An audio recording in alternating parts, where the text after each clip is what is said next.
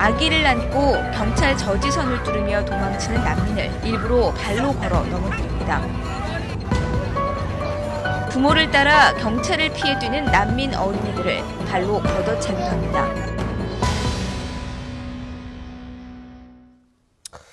아기를 안고 경찰을 피해서 도망가는 난민의 걷어차는 이 심리는 뭘까요? 전 도저히 이해가 안 돼요. 이게 그만큼 난민이라는 게 얼마나 어려운 상황에서 저게 되는 건데. 예? 트럼프 닮은 사람이죠. 트럼프 같은 사람이죠. 그러니까 이게 이렇게 외부인들이 자기 나라에 들어오는 거에 대해서 굉장히 극도의 거부 반응을 일으키는 그런 사람이라면 트럼프 같은 사람이에요. 그러니까 저렇게 하는 거죠.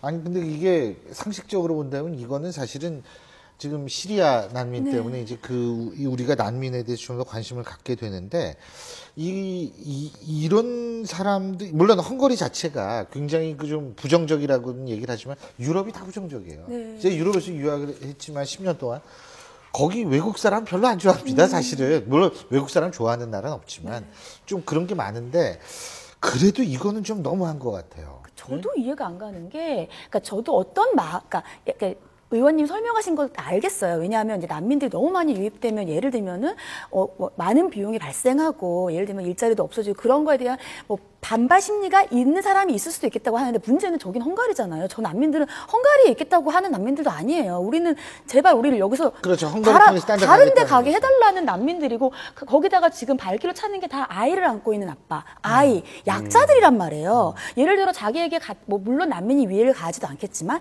지나가는 남자, 성인 남자한테는 또 그러지도 않잖아요. 굉장히 좀 약자에 대한 오히려 분노가 표출되는 거로 보이는 게 아닌가라는 생각이 저는 솔직히 보면서 들었습니다. 기본적으로는 정치적으로 문제가 있다고 봐야 되죠. 사실은 뭐 저런 걸 보고 이게 이제 뭔가 누군가 가학적인 이런 생각을 하는 사람이 언론인으로 있으면서 저희 사실 저런 검증되지 않은 기자인 경우가 많거든요. 저게 사실은 그게 이제 다행히 다른 기자가 그걸 또 그 장면을 찍었기 때문에 지금 드러난 건데. 독일 기자가 찍었을 거예요. 네.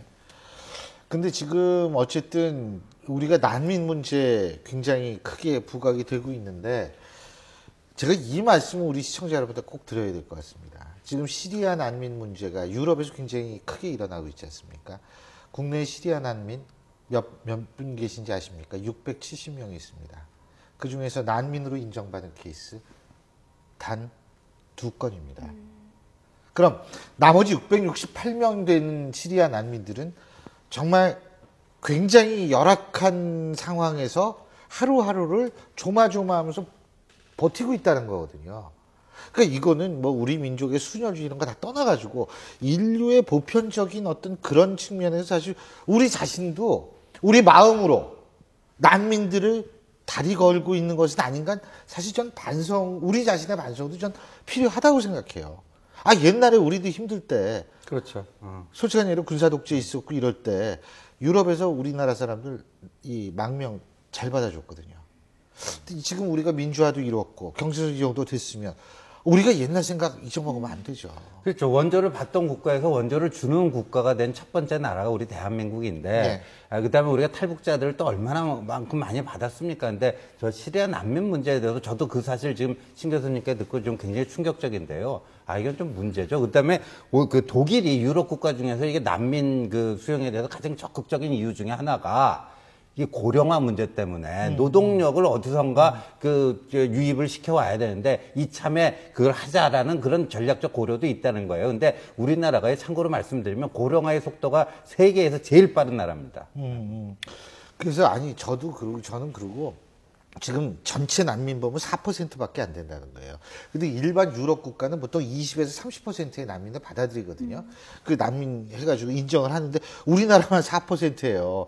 그러니까 이런 거는 지금 우리가 OECD다, 선진국 됐다 이런 얘기를 하는데 우리의 멘탈이 선진화가 돼야 되는 거 아닌가 이런 생각을 저는 굉장히 하게 되는 거예요. 그래서 굉장히 저는 저거 보고서 안타깝게 생각하고 동시에 우리 자신들도 좀 반성을 해야 되는 거 아니냐 이런 생각이 드는데 그 난민 문제 법적인 측면에서도 우리가 좀 정비해야 될 게 저는 많다고 보거든요. 네, 근데 이제 그런 것들이 왜냐하면 난민에 대한 협약이 있어요. 그래서 난민으로 지위가 인정되면 강제 추방이 못 될 뿐만 아니라 우리가 그들에 대한 가고 싶은 나라 가잖아요. 네, 근데 지원을 해줘야 되는 게 생기거든요. 그래서 그런 지원 문제 과연 이들을 어디서 살게 할 것인가, 생활비를 어느 정도까지 예를 들면 뭐 의료까지 해줄 것인가, 어떻게 교육까지 할 것인가 이런 문제들이 있어서 아무래도 이 난민을 인정하기에 부담을 가지는 것 같아요. 왜냐하면 법으로 인정을 해버리면 더 이상은 어떻게 할 수 없기 때문에. 그래서 말씀하신 것처럼 우리 마음도 중요하고 그럼 과연 정말 서로 이제 사회적으로 합의를 해서 어느 정도 부담이 없는 선에서는 우리가 이 정도는 지원해 줄 수 있다는 이런 게 있다면 또 오히려 난민을 더 많이 판결로서 인정해 줄 수 있는 방안이 될 수 있지 않을까라는 생각도 합니다. 그렇습니다. 우리 나라에도 오늘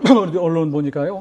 그 몇만 명 정도가 그러니까 이제 우리 이 불법 체류자의 2세들 이 굉장히 많다고 그래요. 그래서 그 사람들이 이제 그 아들이 있는 것이 밝혀지면 나중에 문제가 되니까 학교도 안 보내고 심지어 굉장히 그 병적으로 그 의료가 필요한데도 병원에 보내지 않고 이런 것이 있다고 그러는데 우리 주변부터 좀 챙겨보는 그런 계기가 됐으면 좋겠습니다. 그렇습니다.